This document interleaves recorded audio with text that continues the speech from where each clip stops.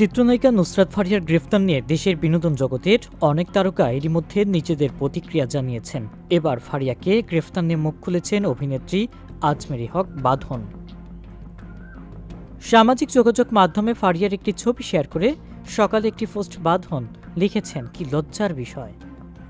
এই মেয়েটি কোনো দোষই নেই, যে মেয়েটির দায়ী নয়। যারা ফ্যাসিবাদী শাসন চালিয়ে সাধারণ মানুষের উপর অত্যাচার করেছে তাদের সঙ্গে তার কোনো সম্পর্কই নেই। এরপর দেশের বর্তমান পরিস্থিতি নিয়ে বাঁধন আরও লিখেছেন, বর্তমান পরিস্থিতি এবং ব্যবস্থা নিয়ে আমি গভীরভাবে উদ্বিগ্ন।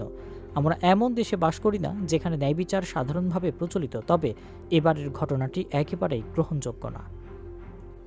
18 মে দেশ ছেড়ে থাইল্যান্ড যাওয়ার সময় ঢাকার হজরত শাহজালাল আন্তর্জাতিক বিমানবন্দরে ঢালিউড অভিনেত্রী নুসরাত ফারিয়াকে আটক করা হয়। এরপর প্রাথমিক জিজ্ঞাসাবাদ শেষে অভিনেত্রীকে ভাটারা থানায় হস্তান্তর করা হয়।